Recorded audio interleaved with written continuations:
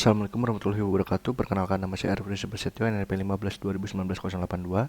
Di sini saya akan menjelaskan pertemuan ke-8 praktikum pemrograman game. Di sini pertama-tama itu untuk Enemy AI. Untuk Enemy AI itu pertama-tama membuat script di sini Enemy AI. Kemudian untuk di dalam scriptnya sendiri yaitu di sini ada agent, kemudian ada player. Agent ini berarti enemy-nya, kemudian ada layer mask ground dan juga playernya. Kemudian di sini ada vektor 3 untuk jalan walk point, kemudian ada walk point setnya untuk boleannya.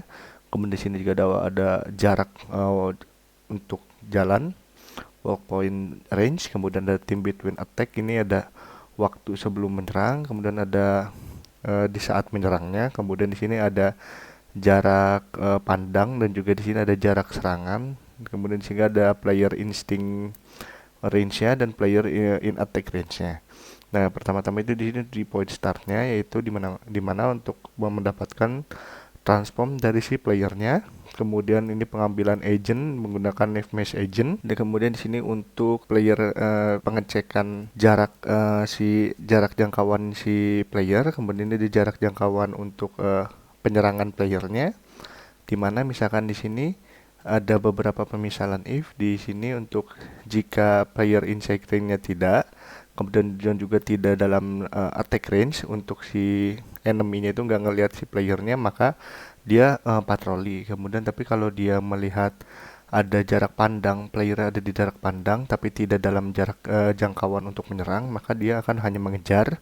Tapi kalau misalkan dia ada di jarak pandang dan juga jarak untuk serangnya cukup, maka dia akan menyerang untuk si enemy-nya. Nah, di sini kemudian ada point-point yang tadi di atas itu ada patroli, di sini ada walk point set dan tidak. Ini walk point-nya tidak set. Kemudian ini walk point setnya, dimana kalau tidak walk point set itu dia search walk point.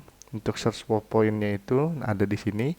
Ini dia tuh nanti random untuk nilai-nilai walk point-nya. Jadi seperti berpatroli menggunakan fungsi random. Seperti ini ada range-nya juga di sini. Kemudian di sini untuk menginputkan ke dalam variable walk point menggunakan vektor 3, vektor 3 di sini. Nah, ini walk point setnya true.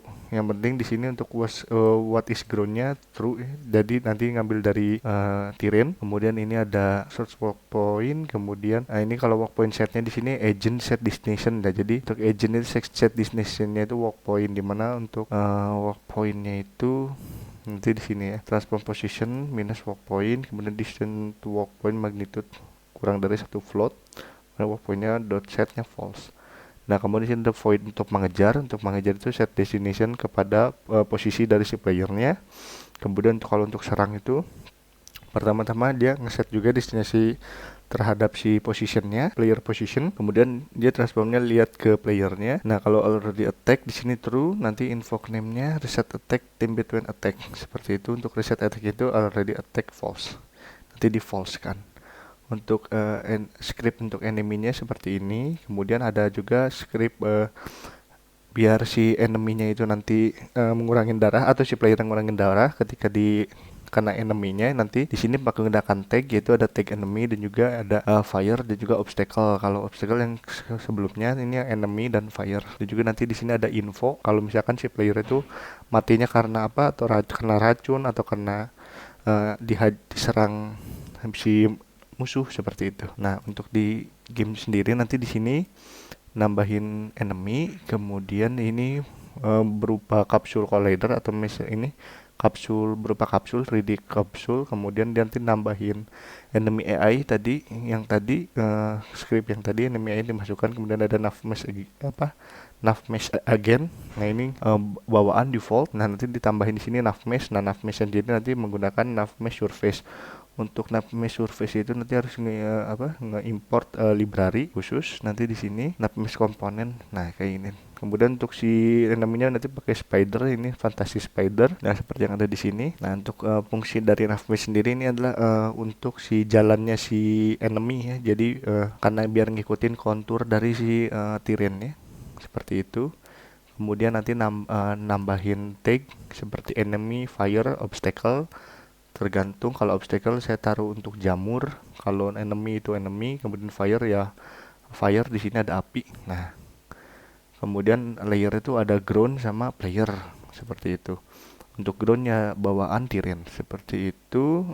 Terus lanjut mungkin untuk game over. Untuk game overnya sendiri ini di sini nanti bakal muncul. Nah ini nanti game over seperti ini menggunakan tadi yang post menu, kemudian di copy paste, hanya ditambahkan info tulisan game over dan diganti tulisan postnya menjadi restart. Untuk programnya itu ada di HUD manager, di mana HUD manager ini nanti yang ditambahkan itu pertama-tama untuk point startnya di sini si game postpone di defaultkan time scale-nya to one float. Kemudian si ada nambahin di sini untuk penambahan public game over, dimana ketika darahnya kurang dari 1 maka nanti yang mengaktifkan tadi ya game over, dimana nanti gamenya pause, kemudian time scale-nya nanti dimatikan, kemudian lock state-nya atau kursornya juga nanti di kursor lock mode-nya confined, kemudian untuk kursornya visible-nya nanti di true kan, diperlihatkan seperti itu. Nanti kemudian ada void juga untuk restart, yaitu untuk button tadi, penambahan di pengambilan ini game object untuk game over, dan juga informasinya dan string ini untuk menampung data dari sistem darah ini ya untuk info. Untuk dari infonya juga nanti di sini public string seperti itu. Kemudian untuk penerapannya di sini untuk restartnya, button restartnya di sini HUD manager restart yang tadi. Kemudian ini tadi info tadi udah diambil, itu ada di HUD manager di sini. Tinggal diinputkan saja game over menunya, tinggal ditarik di sini game over menu seperti itu. Boleh informationnya nanti untuk dotinain infonya nanti dimasukkan ke sini, nanti biar nanti langsung memasukkan teks kamu mati diserang laba-laba atau misalkan banteng seperti itu. Lanjut untuk demo. Nah di sini saya sudah diserang sama tadi kena obstacle juga. Ini sini laba-labanya, misalkan saya mati. Nah ini karena teksnya tadi banteng merah, kemudian misalkan di restart lagi ada di sini.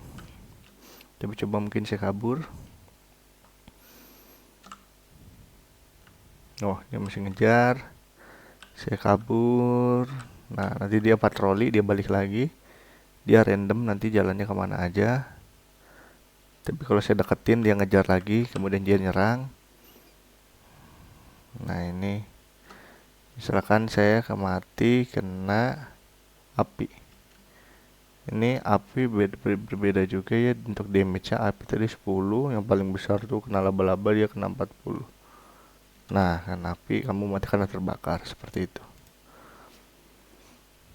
Mungkin sekian untuk penjelasan dan demo dari program saya. Mohon maaf bila ada kekurangan ataupun salah-salah kata. Wassalamualaikum warahmatullahi wabarakatuh.